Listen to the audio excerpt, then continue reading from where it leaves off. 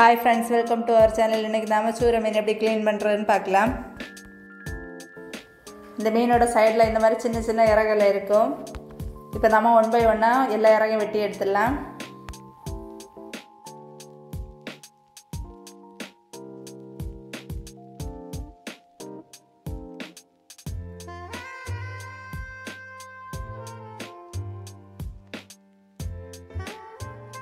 சூர மீனோட இறகெல்லாம் வெட்டி எடுத்துட்டோம்.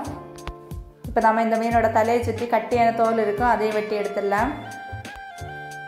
இந்த மாதிரி மேலோட்டமாக வெட்டி எடுங்க, அப்போ சூப்பராக இலகி வந்துடும்.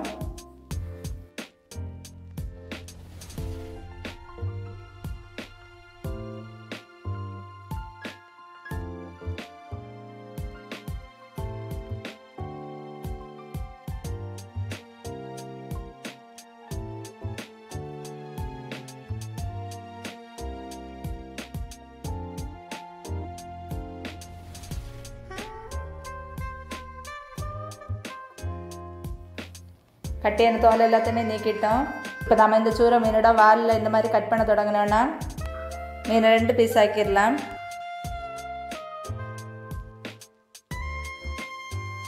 மீனை சூப்பராக 2 பீஸாக கட் பண்ணி எடுத்துட்டோம். மீனோட குடல் ரிமூவ் பண்ணிடலாம்.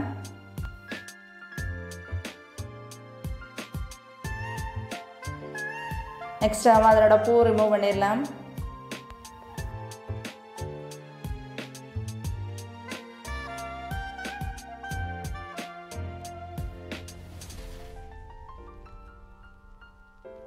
இனி நம்ம பீசஸாக கட் பண்ணிடலாம். முதல்ல தலைக்கு பக்கத்தில் இந்த மாதிரி கட் பண்ணிவிட்டு பீசஸாக வெட்டி எடுத்துடலாம். நெக்ஸ்ட் நம்ம சென்டரில் வச்சு இந்த மாதிரி கட் பண்ணிவிட்டு பீசஸாக வெட்டி எடுத்துடலாம். முதல்ல இதனோட முள்ளை இந்த மாதிரி வெட்டி எடுத்துடலாம். முள்ளும் குழம்பு வைக்கிறதுக்கு சூப்பராக இருக்கும். பீஸ் உங்களுக்கு எந்த சைஸுக்கு வேணுமோ அந்த சைஸுக்கு கட் பண்ணி எடுத்துடலாம். இந்த மீன் பெருசானதுனால கொஞ்சம் கொஞ்சமாக இந்த மாதிரி கட் பண்ணி பீஸாக வெட்டுங்க.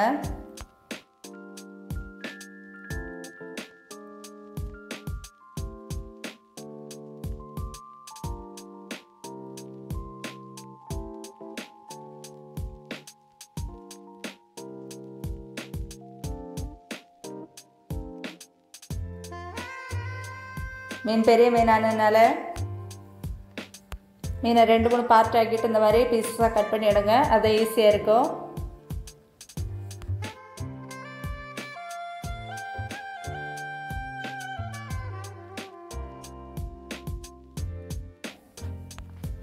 நெக்ஸ்ட் பார்ட்டில் முள் இல்லை, அதனால் சீக்கிரமாக பீஸஸாக கட் பண்ணி எடுத்துடலாம்.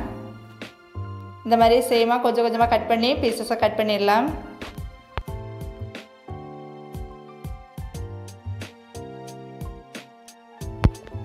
எல்லா மீனையும் கட் பண்ணிட்டோம். கடைசி ஒரு 5 times நல்ல தண்ணியில் வாஷ் பண்ணி எடுத்திங்கன்னா முடிஞ்சிச்சு. பெரிய சூர மீன் க்ளீன் பண்ணுறது ரொம்ப ஈஸி.